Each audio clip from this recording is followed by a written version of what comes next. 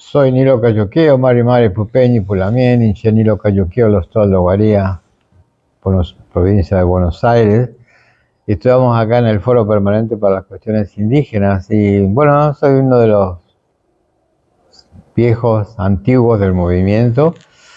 Comenzamos en el 77, en Naciones Unidas, por primera vez en Ginebra, y de ahí comenzamos todo un trabajo en las Naciones Unidas para que las Naciones Unidas, o sea, los gobiernos colonialistas, reconozcan nuestros derechos. Así que fue todo un trabajo hasta que logramos el acuerdo de la OIT, el grupo de trabajo sobre pueblos indígenas, que se formó en las Naciones Unidas, al cual íbamos todos los años, después la declaración, bueno, un montón, y finalmente el foro permanente en el 2001, creo que fue.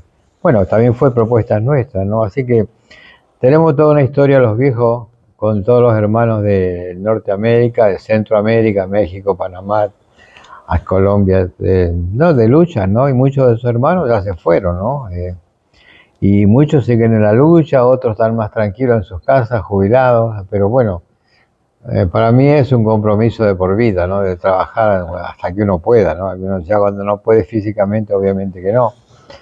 Pero bueno, en cuanto al movimiento indígena, como no te dije todavía, pero te voy a decir que teníamos mucha ilusión cuando nos formamos, cuando comenzamos a trabajar primero en Sudamérica, después nos conectamos con hermanos de Centroamérica y de Norteamérica también, allá por los años 72, 73, 74.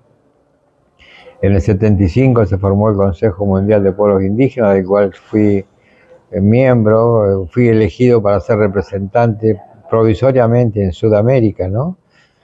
Por Centroamérica estaba el hermano, creo que era Guaymí, le decían en ese entonces, creo que no es Julio Dixon, que también representaba a Centroamérica, y con él nos reuníamos también. Después entró otro hermano de Panamá, no de Panamá, de Nicaragua, que se llamaba Armando Rojas Smith, un misquito de la costa atlántica. Bueno, comenzamos con mucho ímpetu y con muchas ambiciones, con mucho entusiasmo, y bueno, formamos organizaciones, redes, en esa época, que con menos equipos sofisticados como se existen hoy, nos comunicamos a veces por carta, no había casi de celulares, no existía, y después empezó a aparecer el fax, entonces nos comunicábamos por fax también enviando comunicados, ¿no? Y de vez en cuando alguna publicación, después me tocó salir del país, pero seguí trabajando, estuve exiliado, viví en Bolivia, Perú, Francia, Estados Unidos, bueno, toda una historia, ¿no? De la cual hoy día estoy escribiendo un libro sobre mis memorias de lo que pasó en esos años, ¿no? Fui testigo de muchos movimientos nacientes de pueblos indígenas, muchos que decían que eran campesinos, que los indígenas no existían más, y fueron cambiando, ¿no? Por suerte, ¿no? Porque a veces cuando hablábamos de pueblos indígenas nos denunciaban, ¿no? Los grupos decían que éramos racistas, que estábamos dividiendo al campesinado, y nosotros decíamos que no, que éramos pueblos indígenas, que éramos de culturas diferentes y que teníamos derecho a definir nuestro propio destino, ¿no? Y ahí nació el concepto de autodeterminación de los pueblos indígenas que propusimos en las Naciones Unidas en el 80, y también proponíamos en las Naciones Unidas que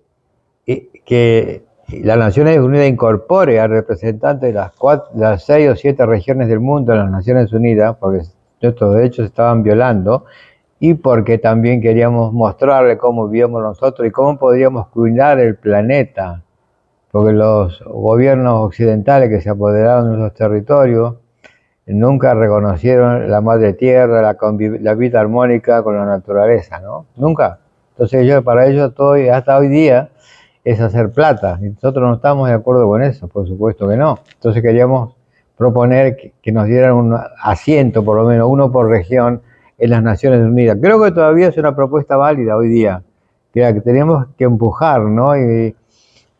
Y me parece que las organizaciones, algunas no se burocratizaron, sino que la gente empezó como que a viajar, le daban becas y se consiguieron muchos beneficios personales, entonces ya no reportaban, no informaban a sus comunidades lo que hacían en sus viajes, y bueno, así se fue desmembrando el movimiento indígena. Habíamos formado varias coordinaciones, ¿no?, a nivel continental, y lamentablemente, bueno, se avanzó en cuanto a la consecución de derechos, ¿no? Logramos derechos en las Naciones Unidas, como la Declaración 169, la Convención sobre la Biodiversidad, los derechos en la UNESCO y otros más, y también que se respete los pueblos indígenas como tales y no como campesinos. Eso fue un avance bastante fuerte, que es muy duro en las Naciones Unidas, que decían las poblaciones indígenas, los campesinos, y nunca hablaban de pueblos indígenas. Así que fue toda una lucha de la cual me siento muy satisfecho de haber participado, de haber sido parte de todo eso, ¿no? Así que bueno, un saludo cordial a todos los hermanos de Panamá y hermanas, de los cuales tengo mucho respeto por el trabajo que hacen, por toda la dedicación que han hecho, y sé que van a celebrar los 100 años, creo, de la independencia del pueblo cuna. Eso va a ser muy importante, así que les deseo que tengan mucho éxito en eso y los felicitamos y seguiremos en contacto.